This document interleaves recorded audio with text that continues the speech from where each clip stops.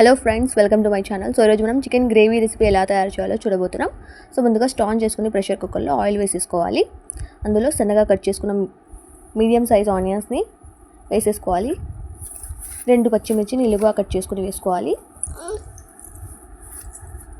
వీటిని కొంచెం పచ్చివాసన పోయేంత వరకు ఫ్రై చేసుకుని అందులో మెంతి ఆకు, అల్లం వెల్లుల్లి పేస్ట్ కూడా వేసేసుకోవాలి. వీటిని కూడా పచ్చివాసన పోయేంత వరకు బాగా ఫ్రై చేసేసుకొని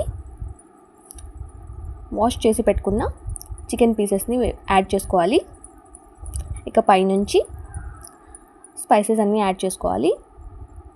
పసుపు, ఉప్పు, కారం, కొంచెం ధనియాల పౌడర్ వేసేసి అన్నింటినీ బాగా మిక్స్ చేసేసుకొని ఫ్రై చేసుకోవాలి.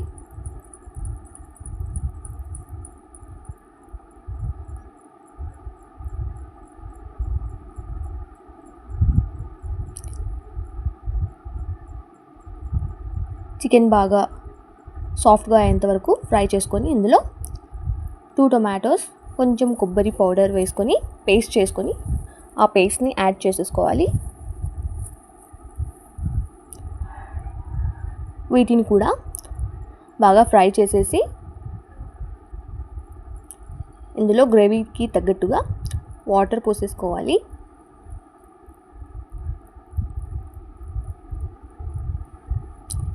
ఈ చికెన్ గ్రేవీ చపాతీ, రైస్లోకి చాలా టేస్టీగా ఉంటుంది.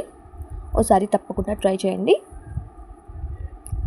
సో ఇందులో గ్రేవీకి తగ్గట్టుగా కొంచెం వాటర్ వేసేసి